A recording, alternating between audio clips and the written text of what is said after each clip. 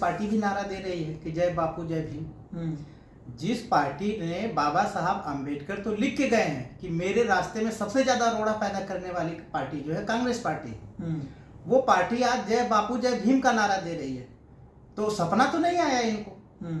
अब वो किन लोगों के संघर्षों के कारण मजबूर हुए, तो वो कांसीराम माने बहन जी के संघर्षों से, बहुजन समाज पार्टी के कार्यकर्ताओं से आप ही के सामने मजबूर हुए हैं। समाज के कुछ लोग हैं, बड़े बड़े प्रोफेसर लोग हैं, वो ये कहते हैं कि अगर कांग्रेस मौका नहीं देती तो बाबा साहब क्या कर लेते।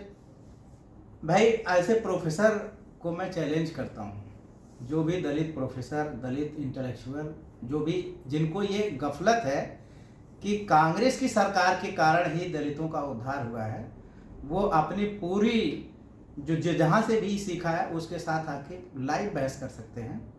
और मैं बता दूं कि अगर बाबा साहब ने किताब लिखी है what Congress and Gandhi have done to the untouchables, वो तो ये लिखते हैं, वो तो ये बताते हैं, मैं उनका एक पॉडकास्ट सुन रहा था, नाम ही ले लेता हूँ, प्रोफेसर रतन लाल। ये कहते हैं कि अंबेडकर कभी अपनी आइडियोलॉजी, अपने स्टैंड पर एक जगह स्टिक नहीं रहे, उनको बदलता रहा। कभी वो गांधी के खिलाफ हो गए, कभी गांधी के साथ हो गए, कभी वो नेहरू के साथ हो गए, कभी नेहरू के खिलाफ हो गए, तो वो एक स्टिक में रहे। उसमें जब उन्होंने लिखी थी कि what Gandhi has said with untouchables, वो जो किताब लिखी, उसके बाद उन्होंने कांग्रेस की तारीफ भी की है, उससे पहले उन्होंने कांग्रेस की बुराई भी की है। वो तमाम ऐसी चीज़ें कहते हैं। फिर बाद में कहते हैं कि अगर अंबेडकर को मौका न देती कांग्रेस तो फिर क्या कर लेते। ये बात उदितराज भी कहते हैं।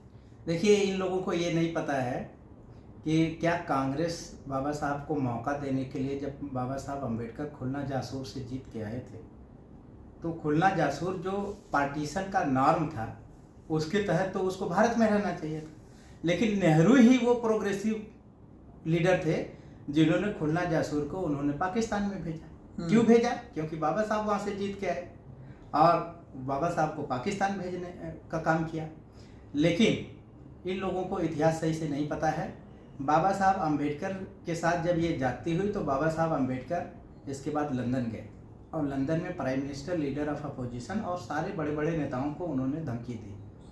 और इसके बाद प्राइम मिनिस्टर ने नेहरू को ये बात समझाई कि अगर डॉक्टर अम्बेडकर को आप पार्लियामेंट में नहीं लाते हैं तो हम आपके जो इंडिपेंडेंस का प्लान है उसको पोस्टपोन कर देते हैं। जो आप 15 अगस्त को आज़ाद होने वाले हो, ये आज़ादी हम ना देंगे। उस प्रेशर में आपको पता है उसके बाद फिर कांग्रेस को जितवाना पड़ा।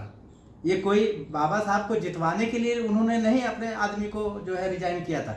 वो तो जो पावर ट्रांसफ़र चाहते थे, जो कांग्रेस पार्टी पावर ट्रांसफ़र चाहती थी, वो ट्रांसफ़र में डिले हो सकता था बाबा साहब के दबाव के कारण, खासकर जो अंग्रेजों को उन्होंने मजबूर तो किया मतलब था। ये कहना चाहते हैं आप कि अगर बाबा साहब संविधान निर्माता बने थे, वो ड्राफ्टिंग कमेटी में आए थे, कॉन्स्टिट्यूएंट असेंबली में आए थे, तो अपनी काबिलियत के दम पर आए थे और उन्होंने जाकर अंग्रेजों सीधे तौर पर कह दिया था कि देखिए मेरे साथ इस तरीके से किया जा रहा है, कांग्रेस जो है वो षड्यंत्र कर रही है। बिल्कुल, बाबा साहब अपने दम पे आए थे और ये कांग्रेस पार्टी भारत का संविधान लिखवाने के लिए आयरलैंड के जो कॉन्स्टिट्यूशनलिस्ट को जो है अप्रोच कर रही थी। अच्छा। तो उन्होंने जो है इनको उल्टे पांव जवाब दिया कि तुम्हारे देश में जो है अम्बेडकर जैसा आदमी है, तुम मुझ जैसे आदमी को उसके सामने ढूंढ रहे हो, ये जाती है, आप जाके इनसे रिक्वेस्ट करो। तब इन्होंने जो है बाबा साहब को एथराइज किया।